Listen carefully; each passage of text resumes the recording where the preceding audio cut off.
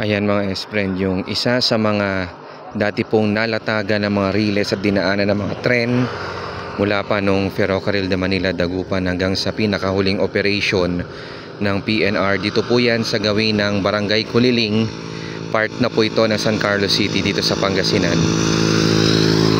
Yan. Row pa rin po ito nung PNR dati.